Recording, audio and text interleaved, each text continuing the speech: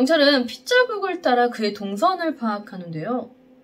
여기서 모두가 놀랄 만한 사실이 밝혀집니다. 2004년 11월 15일 미국 뉴욕의 델마. 이날은 주말이 지난 월요일이었던 만큼 아침에 일어나 출근 준비하는 게 매우 귀찮을 법도 한 날이었어요.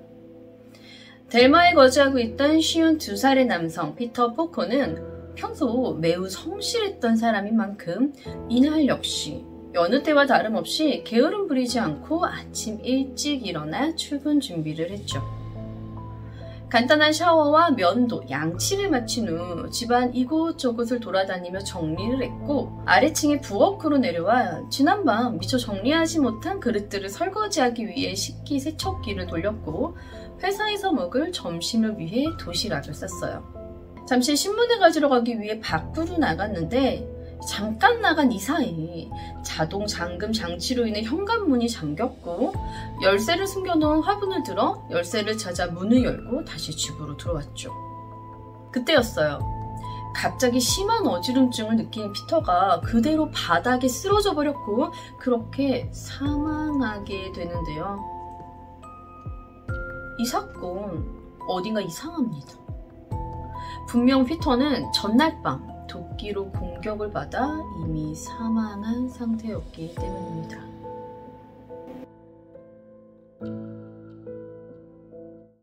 (2004년 11월 15일) 미국 뉴욕의 델마. 경찰서에 한 통의 전화가 옵니다. 당시 변호사였던 피터 포코라는 남성이 정오가 다 되도록 출근도 하지 않고 연락도 되지 않는다는 겁니다.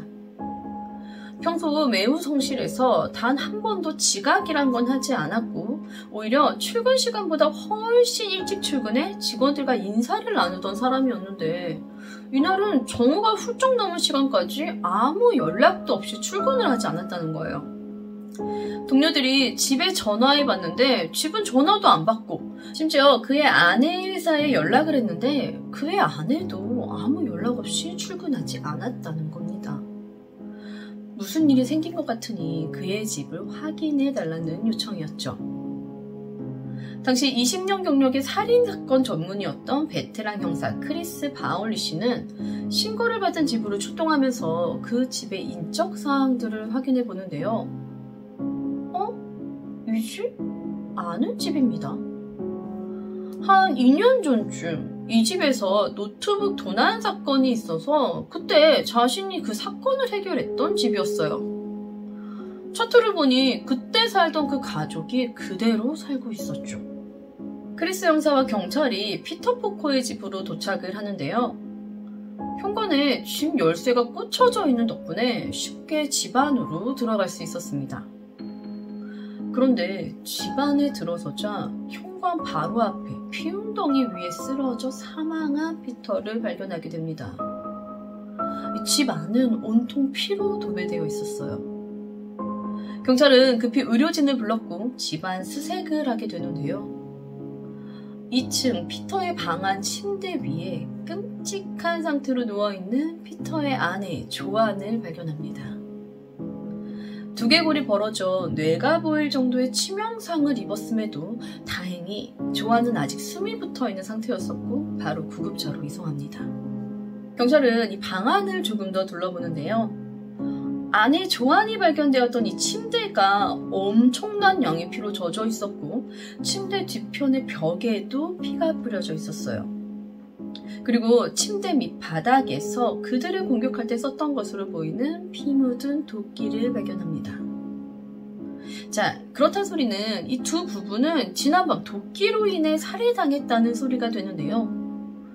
그렇다고 하기엔 이 집, 이 핏자국들 뭔가 이상합니다. 자, 미국에서 엽기적이면서 미스테리한 살인사건이라 불리는 포코 부부 살인사건. 지난밤 과연 이 포코 부부의 집에는 무슨 일이 생겼던 것일까요? 한밤중 누군가 침실에서 곤히 자고 있던 이 부부를 도끼로 무참히 공격해 살해하려 했고 두 부부가 의식이 없자 사망했다 생각하고 이 범행에 사용한 도끼를 침대 아래에 숨겨두고는 이 집을 유유히 떠났을 것으로 보입니다. 이 사건이 엽기적이고 미스테리한 사건으로 불리는 얘기는 여기서부터인데요. 분명 침실에서 공격을 받았을 것으로 보이는 이 남편 피터 포커가 발견된 곳은 현관 앞이었어요. 그리고 그의 손에는 다음날 신문이 들려 있었죠. 경찰은 핏자국을 따라 그의 동선을 파악하는데요. 여기서 모두가 놀랄 만한 사실이 밝혀집니다. 지난밤 혹은 새벽, 도끼로 공격을 당했던 피터가 15일 아침 일찍 일어나 출근 준비를 했었다는 겁니다.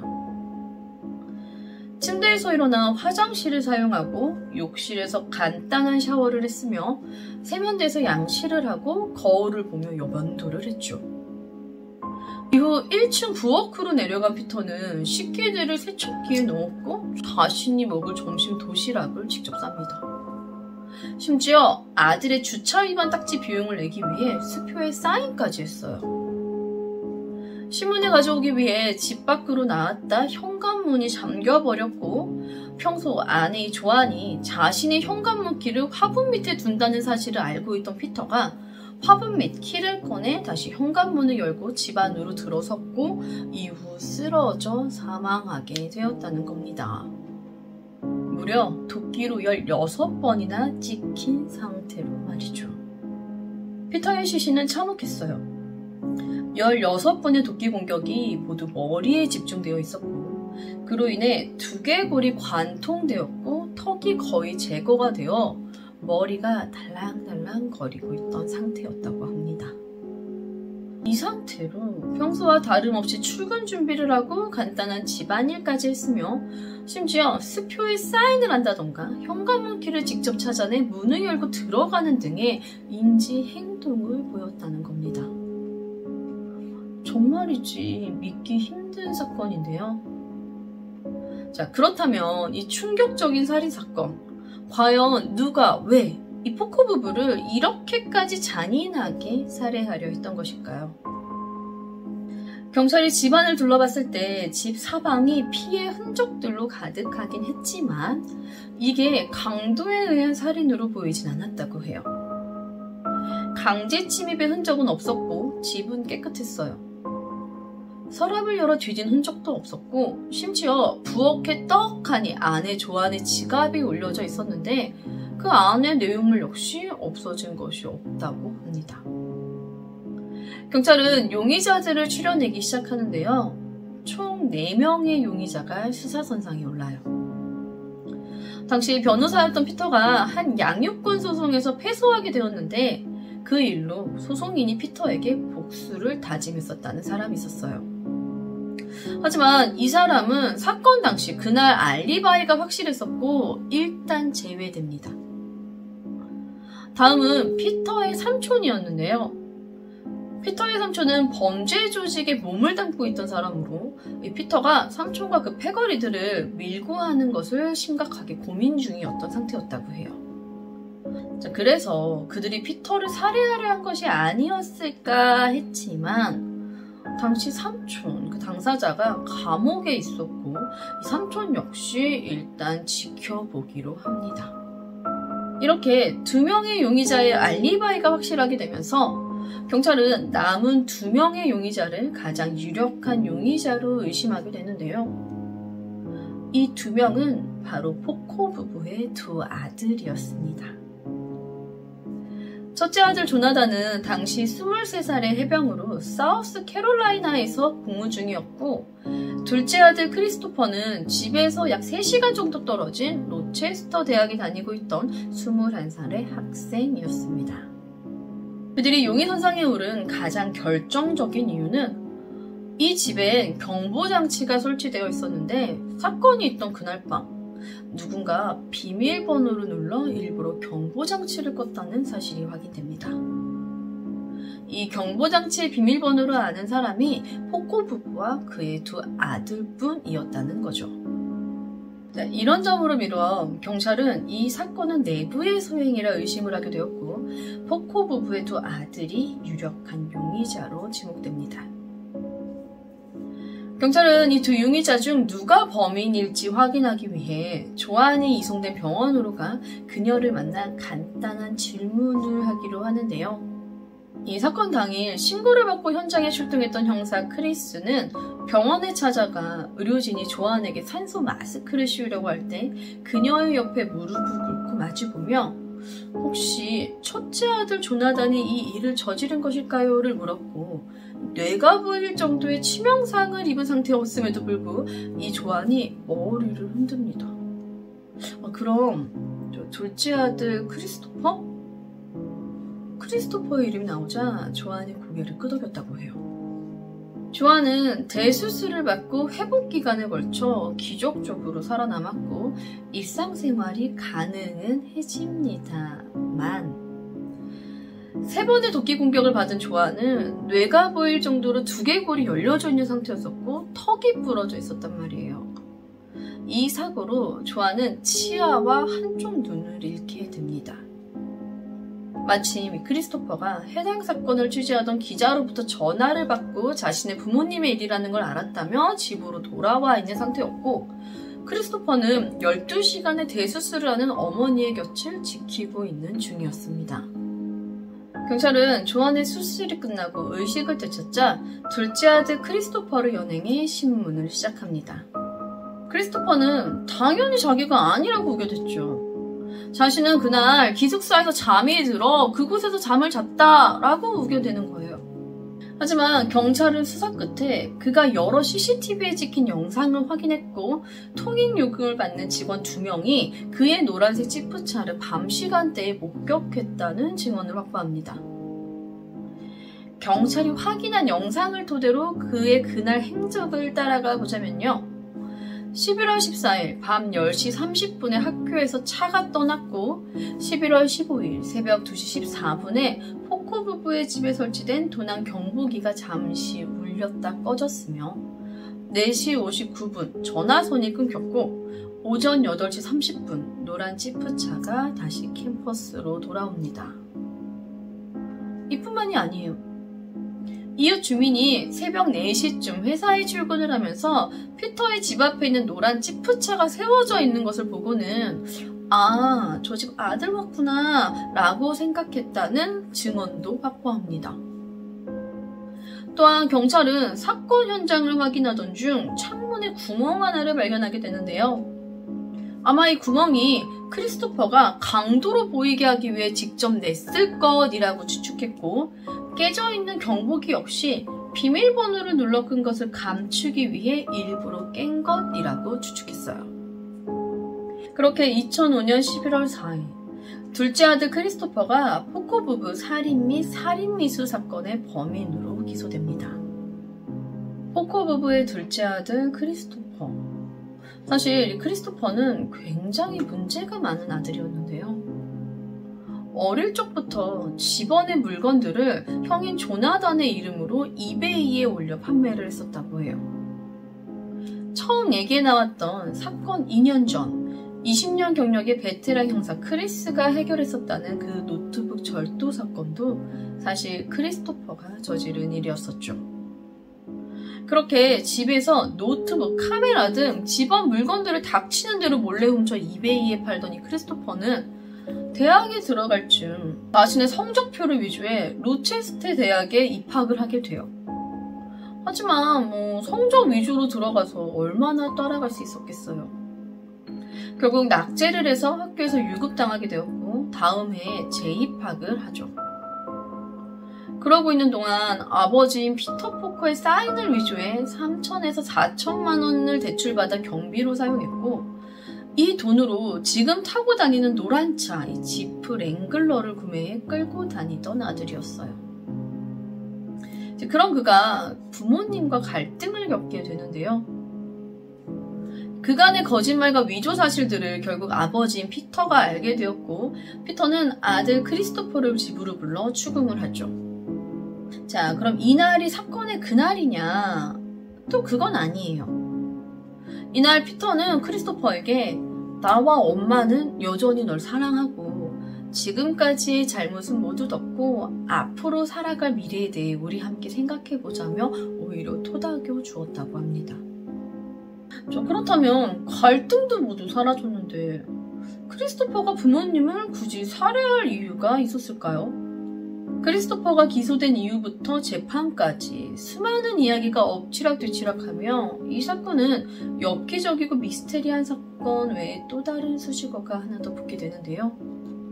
바로 뉴욕주 역사상 가장 논란이 많았던 재판이었습니다. 자, 그럼 이 사건이 이제 어떻게 결론이 났을지 이야기 이어가 보도록 하겠습니다. 크리스토퍼가 기소된 이후로 오히려 일이 더 꼬이는 것 같았어요. 경찰이 확보했던 이 CCTV의 영상들을 보면서 크리스토퍼가 이 영상 속 차는 내 차가 맞는데 나는 부모님의 집에 가던 게 아니었고 만약에 내가 부모님을 살해하려고 했다면 이렇게나 눈에 띄는 큰 노란 차를 이용했겠냐며 계속해서 자신이 범인이 아니라고 부인을 하는 거예요. 여기에 이 어머니 조안이 사고 당시에 두개골과 함께 뇌가 손상이 되면서 수술 이후 사고 당시 상황을 전혀 기억하지 못하게 된 거예요. 애초에 크리스토퍼가 범인이 아니냐는 질문에 고개를 끄덕였던 조안이 이 사건의 범인은 자신의 아들인 크리스토퍼일 리가 없다고 주장을 하게 됩니다. 심지어 자신이 고개를 끄덕였다는 사실도 기억하지 못해요. 그렇게 크리스토퍼는 기소된 지 약 한 달 정도 후 주변 사람들의 도움을 받아 보석금을 내고 풀려나게 됩니다. 하지만 경찰은 계속해서 크리스토퍼를 의심했고 결국 2006년 7월 10일 이 포코 부부 살인사건의 범인으로 크리스토퍼가 지목되며 재판이 시작됩니다. 재판은 무려 7주 동안 이루어졌어요. 경찰은 크리스토퍼가 범인이라는 증거들을 내놓기 시작하는데요. 재판이 7주 동안 이루어지는 동안 사건과 관련해 크리스토퍼를 보았다는 증인만 80명 이상이 나왔다고 합니다. 검찰은 주장해요.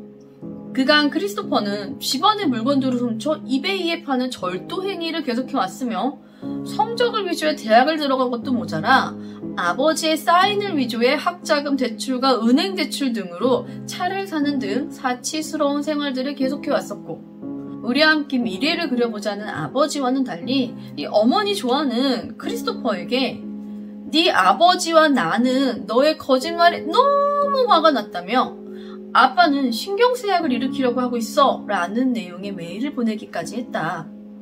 당시 크리스토퍼는 파산 상태로 매우 절망적인 상황이었는데 마침 부모님 앞으로 사망보험금 110만 달러가 있다는 것을 알고 부모님을 살해하기로 마음먹었던 것이라고 말이죠. 자, 이런 검찰의 주장에 이제 크리스토퍼의 변호인이 반론을 제기하게 되는데요. 일단 동기 자체가 너무 터무니없는 거 아니냐. 그 어떤 자식도 부모님의 삶을 돈과 교환할 수 없는 것이다 라고 말을 해요. 그러면서 크리스토퍼는 부모님과 관계를 개선 중이었으며 아들에게 보낸 마지막 메일의 내용은 가을에 학교에 돈을 내겠다는 이야기와 함께 추수감사절에 대한 내용이었다라고 말합니다. 또한 여기에 범죄 현장에서 크리스토퍼와 연결된 피 묻은 발자국이나 지문은 없었으며 그의 차 안에서도 법의학적 증거는 전혀 나오지 않았다는 점을 들었고 사건 당일 경보기 해제의 경우 평소 때에도 집안에 개가 왔다 갔다 하는 것 때문에 피터가 경보기가 울리지 않도록 꺼두는 습관이 있었다. 그러니까 단순 비밀번호를 안다는 이유로 크리스토퍼를 범인으로 보기는 어렵다는 점을 강하게 어필합니다. 무엇보다 사건이 있기 얼마 전 조안이 집 진입로에서 낯선 사람을 보았으며 이후 그녀가 매우 두려워했다는 점을 간과해서는 안 된다.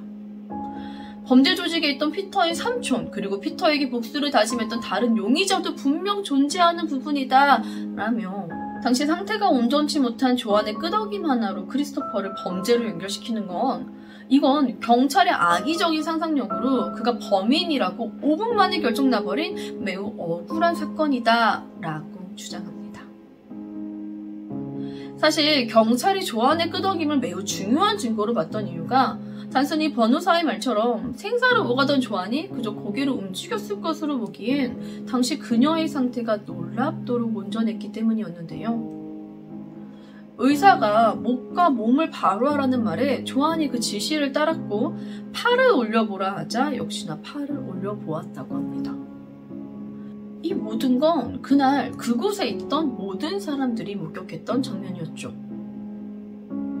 자, 그럼 이제 이 서로의 주장을 뒷받침해줄 전문가들이 나올 차례인 것 같은데요.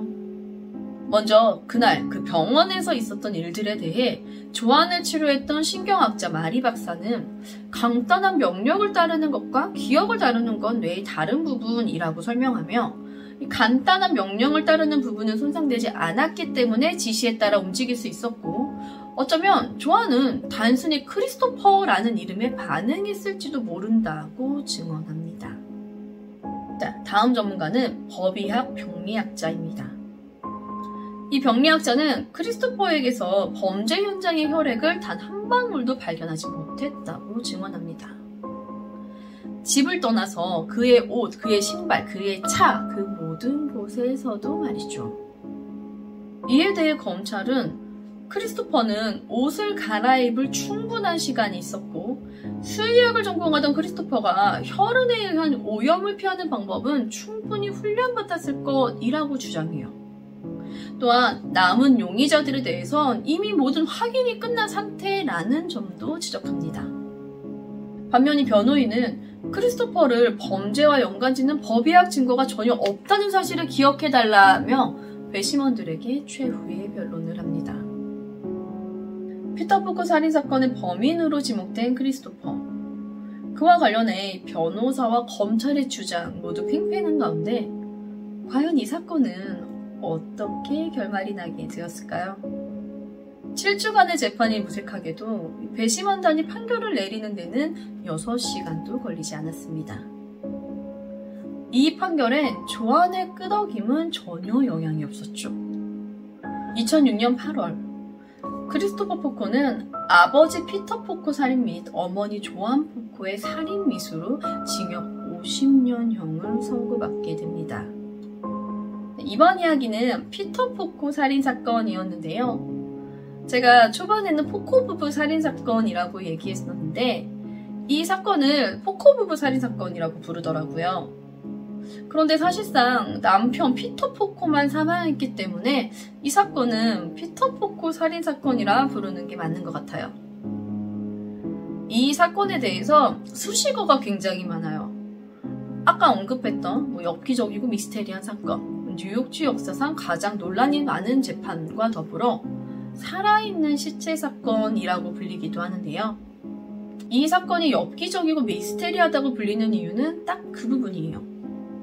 분명 도끼에 16번이나 찍혀 이미 두개골과 뇌가 완전히 손상이 됐었고 머리가 달랑달랑한 상태였는데 아침에 아무렇지도 않게 일어나 집안일을 했고 심지어 수표에 사인과 문이 잠겼으니 현관문 열고 들어가야지 라는 생각까지 한다는 게 가능하냐는 거죠.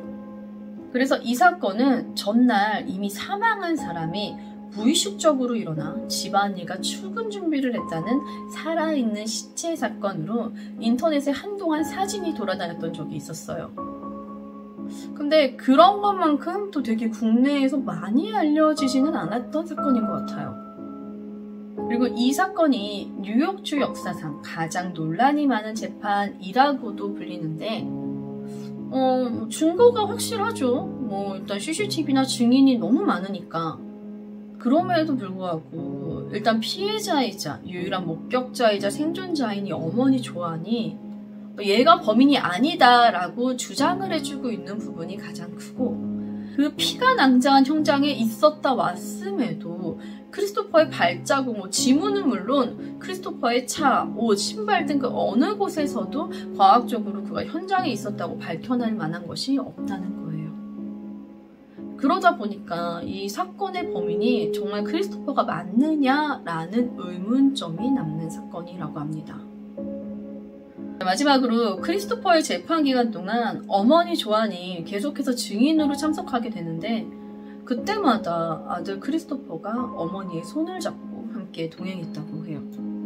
아직까지도 크리스토퍼와 조안 모두 무죄를 주장하고 있다고 합니다.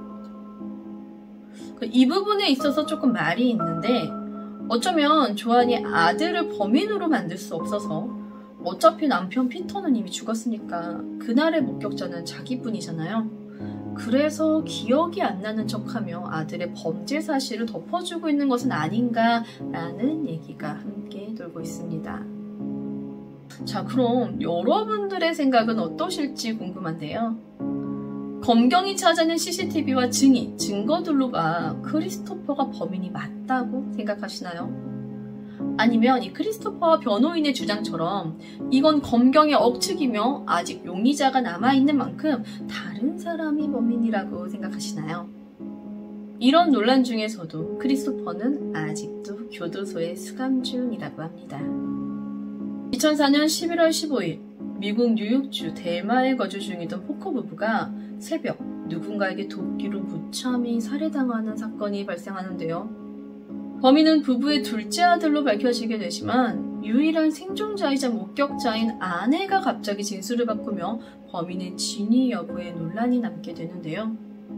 자신의 죽음을 인지하지 못해 덜렁거리는 머리를 매달고 출근 준비와 집안일을 하다 사망한 살아있는 시체 피터 포커 살인사건 이야기는 여기까지입니다.